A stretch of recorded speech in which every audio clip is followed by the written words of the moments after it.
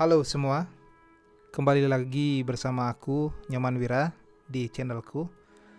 Jadi kali ini aku bahas tentang tabuh lelambatan.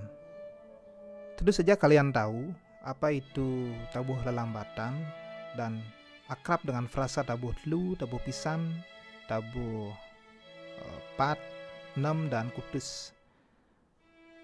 Jadi apa sih maksud dari semua itu? Apa sih perbedaannya? Mari kita bahas bersama-sama. Sebelumnya, tabuh lelambatan itu lahir pada zaman Madya. Jadi zaman Madya itu adalah zaman kejayaan kerajaan Gel-Gel dan Klungkung di Bali. Itu diperkirakan pada abad ke-14 sampai ke-15. Tabuh lelambatan itu ada dan dimainkan pada gamelan gong gede. Dan gong gede ini adalah hasil dari kreativitas penyesuaian dari gong luang yang digunakan untuk kepentingan ritual atau kejayaan atau keagungan raja-raja di Bali. Gitu. Ini saya dapat dari literatur buku Gamelan Bali di atas Panggung Sejarah, karya oleh Profesor Bandem. Gong gede itu adalah gamelan Bali yang menggunakan atutan gong atau saih pegongan, atau lebih dikenal dengan laras pelog pada penyusunan laras utamanya. Jadi gong gede ini merupakan instrumentasi atau gamelan yang menggunakan pacak atau bilah pacak untuk masing-masing bilahnya atau sebagai ciri khas dari gong gede itu sendiri. Dan secara ciri khas utama, gong gede ini merupakan gamelan atau barungan yang terbanyak pada gamelan Bali. Bayangkan, sebanyak 60 orang itu memainkan satu barungan ini. Ibaratnya, jika dalam sekolah itu terdapat dari 2 kelas untuk membangun atau mau bisa memainkan gamelan ini. Ya, itu secara ideal, namun secara efisiensi bisa kok 35 sampai 40 orang pemain digunakan untuk atau dimainkan untuk memainkan gamelan gong gede itu. Ya, masih banyak juga. Secara perkembangannya, lambatan itu hadir dan lestari di atau pada gamelan gong gede secara klasikal dan gong kebiar secara kekiniannya. Dua barungan ini kadang-kadang dikonotasikan satu barungan yang sama antara gong gede dengan gong kebiar, yang sebenarnya dalam literasi itu berbeda. Ya, bisa dikonotasikan biasanya gong tegak gitu biasanya dibilang. Gong gede itu lahir pada masa kerajaan Bali atau zaman Madya, yang ditandai dengan ciri khasnya itu gong pacak atau gong dipaku. Sedangkan gong kebiar itu untuk tahun kelahirannya itu belum diketahui, namun secara data telah ditemukan bahwa tahun 1914 pernah ada perhelatan atau mebarung atau perhelatan berhadap-hadapan itu antara gong kebiar 1 dengan gong kebiar 2 di desa Jagaraga Beleleng. Itu sebagai kontestasi atau sebagai pertunjukan yang dalam artinya gamelan itu ya jauh sebelum itu sudah digagas, entah di tahun berapa dan oleh siapa. Oke, kembali ke topik. Jadi yang menjadi masalah itu sebenarnya apa itu tabuh lelambatan, dan apakah benar tabuh lelambatan itu ditentukan oleh suatu pukulan instrumen tertentu, dalam hal ini kempur dan kempli. Misalnya tabuh A itu terdiri dari beberapa kempur, terdiri dari beberapa kempli. Apakah benar selalu demikian? Oleh karena itu, yuk kita bahas bareng-bareng. Seperti biasanya, satu istilah belum tentu mewakili satu arti saja. Sama seperti gamelan, gamelan bisa saja berarti instrumen, gamelan juga bisa berarti nama gending. Coba cari gamelan Rasa Wijaya, coba cari gamelan topeng keras. Nah, itu maksud saya tentang satu istilah kata belum tentu mewakili satu arti saja. Menurut buku Ensiklopedia Karawitan Bali, tabuh dapat memiliki beberapa arti, antara lain tabuh bisa berarti gending atau suatu komposisi bunyi atau lagu. Tabuh atau nabuh bisa berarti menunjukkan suatu sajian yang berkualitas, dan tabuh digunakan untuk menunjuk suatu ukuran tertentu pada bentuk suatu gending. Misalnya pada konten ini tabuh lelambatan. Sebelum kita membahas tabuh lelambatan lebih lanjut, adapun kita perlu mengetahui tentang skema dasar pembangun dari komposisi gamelan Bali yang ada sekarang ini, yaitu yang disebut dengan triangle. Jadi triangle adalah 3 badan yang terdiri dari kepala, badan, dan kaki. Menurut komponis ternama di Badung, yaitu Bapak Wayan Widya, sesuai dengan wawancara saya beberapa tahun yang lalu tentang triangle, menurut beliau adalah suatu gambaran di mana hal 3 tersebut terfokus pada kawitan atau kepala. Ya, triangle juga diidentikan dengan kawitan, pengawak, dan pengecer, itu 3 badan yang tadi. Jadi semua berfokus pada 3 atau satu bagian kepala, yaitu di kawitan. Ibaratnya seperti apa yang kita tanam itu yang kita petik. Semisal kita menanam pohon pisang atau kepalanya pisang, batang, daun, dan buahnya pun pisang. Bukannya kita menanam pisang namun buahnya kelapa. Itu aneh. Jadi menurut pengibaratan beliau, seperti itu keadaan atau seperti itu skema dari triangle yang saya jelaskan tadi. Tabuh lelambatan adalah salah satu bentuk gending gamelan Bali dengan ukuran lagu panjang. Teknik permainan didominasi oleh pukulan kekenyongan atau kekelenyongan. Sifat gending umumnya metris serta diikat oleh pola komposisi yang ketat. Jadi menurut hemat saya, lelambatan itu adalah sistem musikal yang menaungi beberapa sistem-sistem atau subsistem yang ada di dalamnya. Yang itu adalah tabuh pisan, tabuh lu, tabuh pat, nem, dan kutus. Lelambatan itu adalah sebuah wadah atau ruang yang menaungi beberapa tabuh-tabuh yang tadi. Yang sekarang adalah pertanyaannya, apa sih bedanya ke semua tabuh-tabuh itu? Yuk, next. Tabuh pisan, tabuh lu, tabuh pat, tabuh nem, dan tabuh kutus itu kita pisah dulu menjadi 3 kubu. Yang pertama ada kubu tabuh pat, tabuh nem, dan tabuh kutus. Kubu kedua adalah tabuh lu. Kubu ketiga adalah tabuh pisan. Baik, lanjut ke slide presentasi. Nah, saya buat presentasi seperti kelas saja ya. Saya buat seperti ini agar ya mirip-mirip seperti kelas lah. Jadi masuk ke skema tabuh pat lelambatan. Adapun strukturnya, tabuh pat itu adalah dari kawitan, pengawak, pengisap, bebaturan, ngembat, tabuh telu, dan gila. Nah, dari berbagai struktur ini, yang menjadi ciri khas utama itu adalah pengawak dari tabuh pat ini, atau sebagai ciri khas penanda ukuran tabuh. Nah, selengkapnya itu akan saya jelaskan di slide berikutnya. Ini dia pengawak tabuh pat. 4 kali pukulan kempur. Nah, untuk diketahui, tanda plus ini adalah bunyi kempur. Dalam literatur itu bunyi kempur. Tanda min ini adalah tanda kempli, dan tanda di ujung ini tanda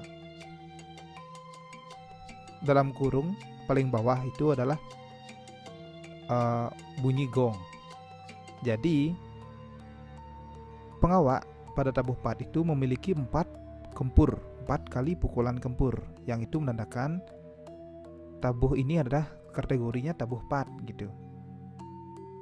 4 kali pukulan kempur dan 4 kali pukulan kempli. Nah, per masing-masing garis ini itu sudah memiliki 8 kali pukulan penyacah, 4 kali pukulan jublak, dan 1 kali pukulan jegogan. Jadi per masing-masing baris itu di ujungnya adalah jegogan. Yang baris pertama adalah jegogan dan kempur, yang baris kedua adalah jegogan saja, yang baris ketiga jegogan dan kempli, dan begitu pun seterusnya sampai menuju gong. Begitu.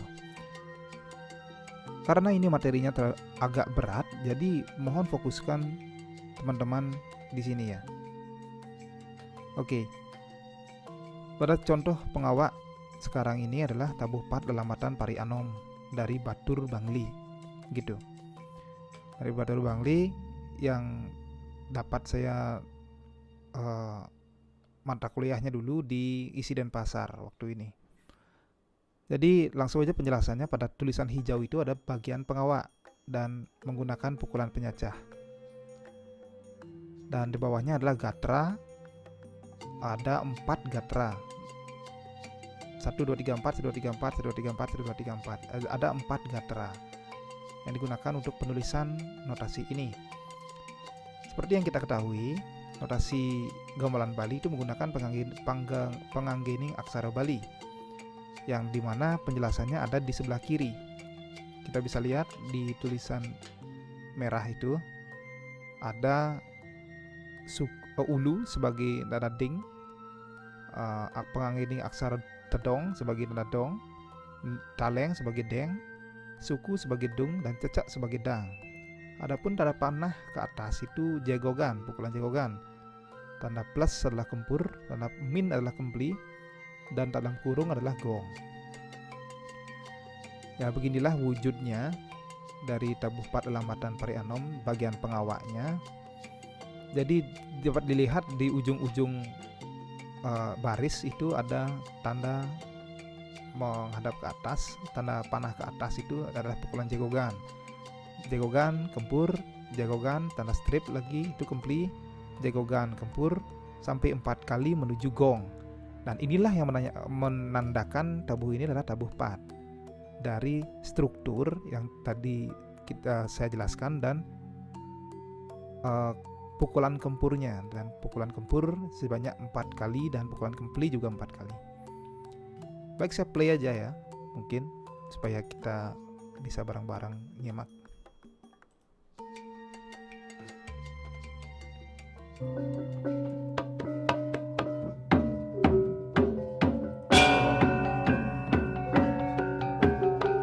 Fokus ke tanda panah. Jago.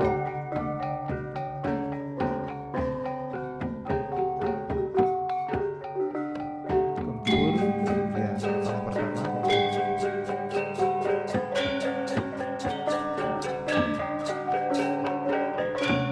Jago.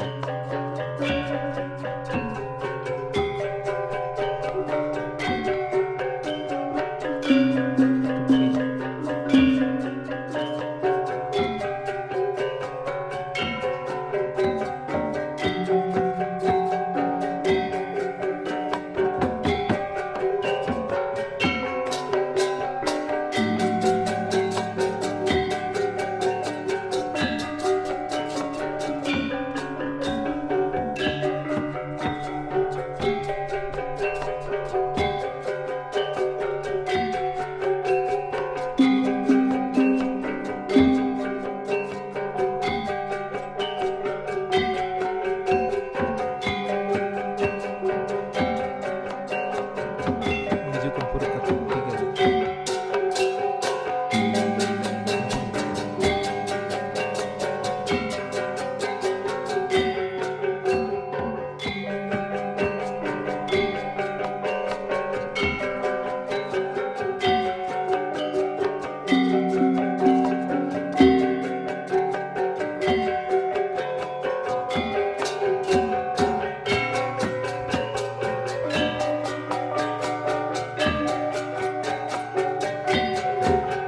Kempur terakhir.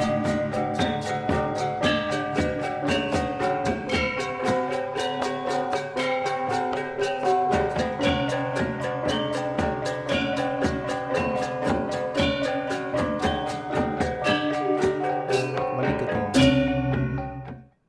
Nah, itu dia pengawak atau contoh pengawak dari tabuh pat Lelambatan Pari Anom yang sebagai ciri khas dari tabuh pat itu sendiri, yaitu 4 kali kempur. Selanjutnya ada pengawak tabuh 6 atau tabuh 6. Seperti tadi yang kita bahas, ada 3 kubu. Kubu pertama itulah tabuh pat, tabuh 6, dan tabuh kutus, yang itu adalah satu kubu di mana semuanya strukturnya sama, namun yang membedakan hanyalah pukulan kempurnya. tabuh 4 kali kempur, tabuh 6 ya 6 kali kempur gitu. Jadi yang membedakan itu adalah kempur dan durasi dari permainannya. Begitu. Sisanya sama. Begitu juga tabuh kutus. Tabuh kutus itu 2 kali lipat dari tabuh 4 dari segi pengawaknya. Namun dari struktur yang lain itu kurang lebih sama. Kawitan dan sampai gila atau tabuh telunya. Begitulah dari kubu pertama, dari tabuh 4, 6 dan kutus. Kita lanjut ke tabuh telu. Nah, baiklah, beginilah struktur atau skema tabuh telu. Strukturnya meliputi kawitan, pengisep, pengawak, dan pengecet. Nah, tabuh telu ini adalah tabuh yang paling pendek. Jadi ditandai dengan pengisep dengan kenang batu-batuan, dan pengecetnya berupa gila pekat dan pola kenang jagul, atau di sini biasa dibilang ngubeng, pola kenang ngubeng gitu. Dan itu skema atau strukturnya kawitan, pengisep, pengawak, dan pengecet. Selanjutnya tentang ciri khas dari tabuh telu itu sendiri adalah ukuran gong menggunakan gila gitu. Dan adapun data yang saya dapat, gila dari masing-masing daerah itu kadang berbeda gitu. Daerah Badung itu menggunakan 1 gong saja, sedangkan daerah Gianyar menggunakan 2 gong. Dan beberapa daerah di Bali Utara saya dapat datanya ada menggunakan 3 kali kempur gitu, walaupun tidak semua ya. Saya disclaimer dulu di sini, tidak semua juga daerah menggunakan pakem-pakem seperti ini. Itu menyesuaikan ke tradisi lokal masing-masing. Seperti misalnya di gila daerah Badung klasik ini, bunyi rebut telu, misalnya rebut telu Sekar Gadung. Tanda seperti yang dijelaskan tadi, tanda kurung adalah gong, plus kempur, dan min adalah kempli. Nang ning, bacanya dari belakang ya. Nang ning nong ning nang ning nong ning nang kapak dag dug dag dug, gong belakang belakang dang dang dang dang dang nang nang ning ning nang nang ling ling tia nang nang puru nang nang tia nang nang puru nang nang gong yang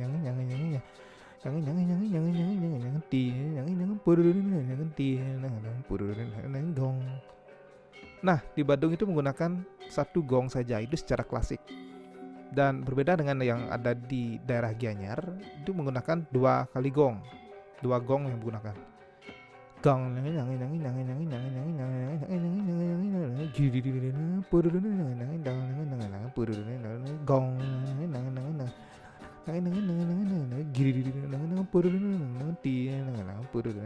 gong. Itu di daerah Gianyar. Sedangkan di Bali Utara, di Beleleng itu menggunakan 3 kempur. Dan ini pukulannya sangat unik sekali. Saya lihat di gila di tabuh di Tejakula di Beleleng bersama Pak Pande Sukerta. Pak Pande Mustika, dosen saya dulu di Isi Denpasar, itu menjelaskan adanya 3 kali kempur di Beleleng atau di Bali Utara. Bunyinya seperti ini. Gong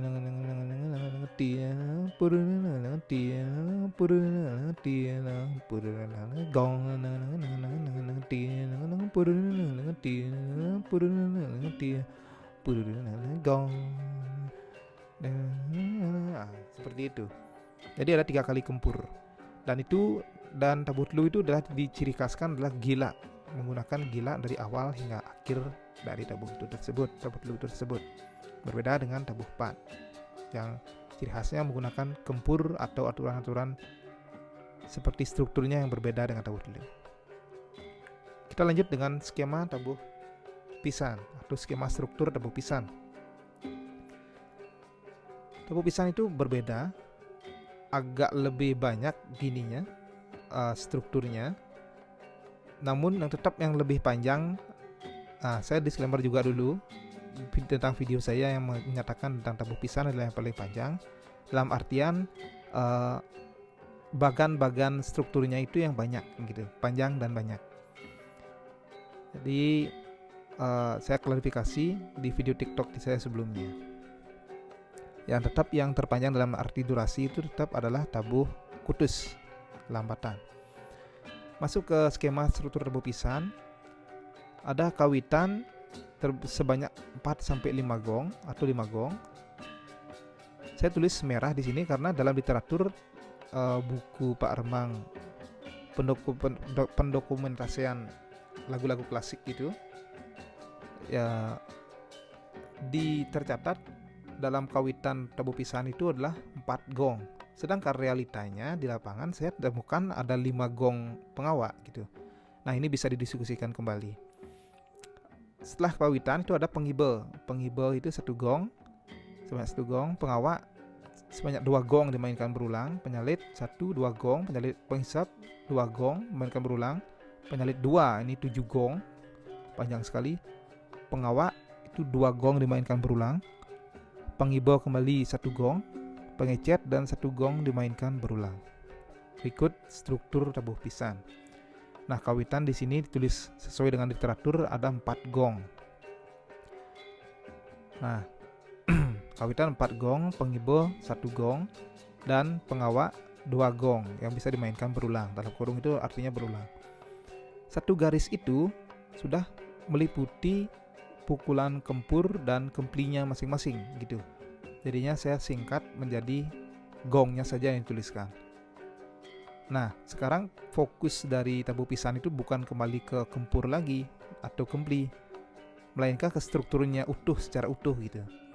Struktur utuh tabuh pisan itu ya seperti ini, kawitan sampai pengecet ini. Jadi fokusnya bukan lagi ke pukulan kempur, namun ke struktur gitu. Nah, strukturnya seperti ini. Selanjutnya penyalit 1-2 gong dan penghisapnya juga 2 gong yang bisa dimainkan berulang. Begitu juga penyalit 2 itu sebanyak 7 gong. Nah, ini yang paling unik bagi saya dalam tabuh pisan. Ada penyalit dengan panjang seperti ini, 7 gong. Dan itu sangat sulit dan sangat menantang untuk kita hafalkan gitu. Lalu kembali lagi ke pengawak sebanyak 2 gong yang dimainkan berulang, ke pengibe sebanyak 1 gong, dan pengecet sebanyak 1 gong yang dimainkan berulang. Oke, terakhir teman-teman, ini contoh dari tabuh pisan kedongdong. Jadi yang saya gunakan adalah kawitan, pengibe, dan pengawaknya. Tabuh pisan kedongdong ini dibawakan oleh Sekegong Jayakusumo, Banjar Geladak, Pedungan, Denpasar. Jadi unik-unik nama tabuh pisan, ada tabuh pisan kedongdong seperti nama buah, dan ada juga tabuh pisan pisang Bali yang seperti nama buah juga. Jadi mengenai keterangannya itu sama seperti tabuh pat atau pengawaknya. Jadi saya langsung saja ke mendengarkan karyanya. Di sini ada juga sesuai dengan saya tulis itu ada 5 gong pada bagian kawitan, sedangkan pada literatur itu terdapat 4 gong. Itu bisa kita diskusikan kembali di kolom komentar. Oke, lanjut untuk mendengarkan. Teman-teman harap fokus ke tanda panah yang saya akan tuntun. Ayo. Fokus sebagian kawitan gong pertama.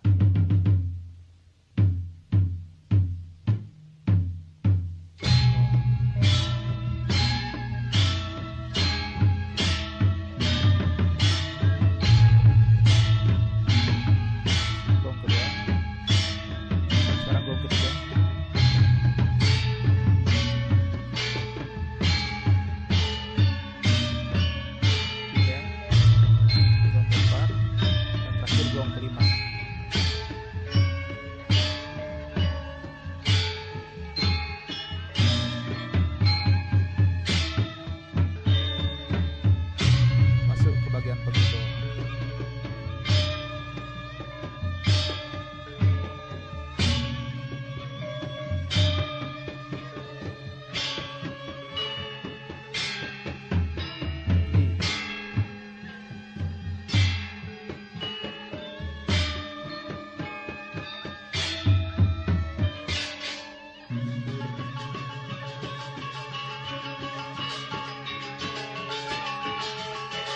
sekarang mencari gong penggede.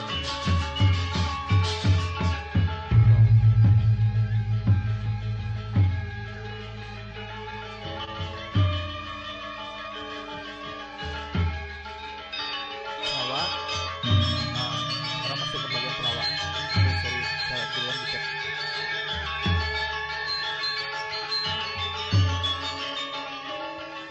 Kempli. Nah, ini kempli pertama, sorry.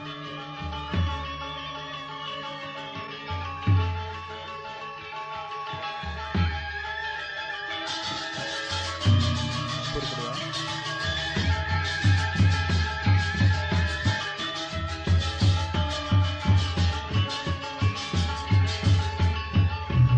Nah, ini gong pertama pada bagian pelawak.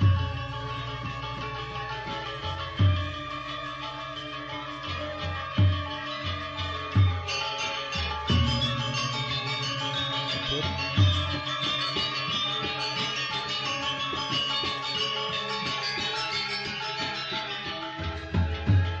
Kempli.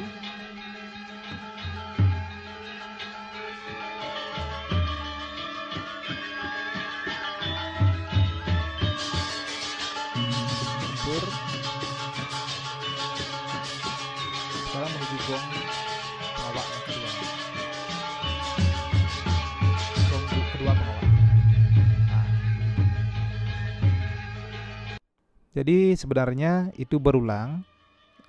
Tanda dalam kurung di luar gong itu adalah tanda pengawak ini bisa diulang-ulang gitu. Jadi demikianlah tabuh pisan kedongdong yang bisa saya sampaikan detailnya. Hingga kini Lelambatan masih tetap diperbarui, mulai dari interpretasi seniman-seniman terhadap aturan-aturan atau prinsip atau konsensus dari Lelambatan itu sendiri, sehingga menghasilkan karya-karya baru. Seperti contoh tabuh limo Tepuk Manggis karya Bapak Gede Gatot Gede Asnawo, tabuh pitu, tabuh 2,5 juga ada dari karya dari Blipani Riyandi dari Bleleng. Dan barangkali ada juga tabuh-tabuh yang lain, mungkin tabuh 9, tabuh 10, dan itu akan tetap ada perkembangan, kita tidak bisa membendungnya.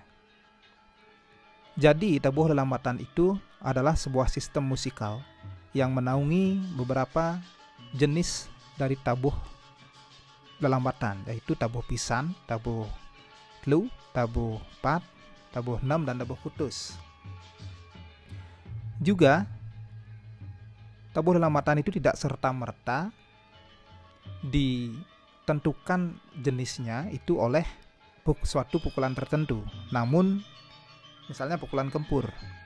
Namun yang menjadi pembeda itu adalah struktur dan pola kendangnya. Intinya struktur adalah menjadi yang paling pembeda untuk tabuh Lelambatan. Jadi itu saja konten kali ini. Konten kali ini adalah riset mini saya tentang tabuh Lelambatan. Semisal ada data atau fakta lain tentang tabuh Lelambatan atau yang lain, silakan dibagikan di kolom komentar. Yuk sama-sama belajar dan rahayu.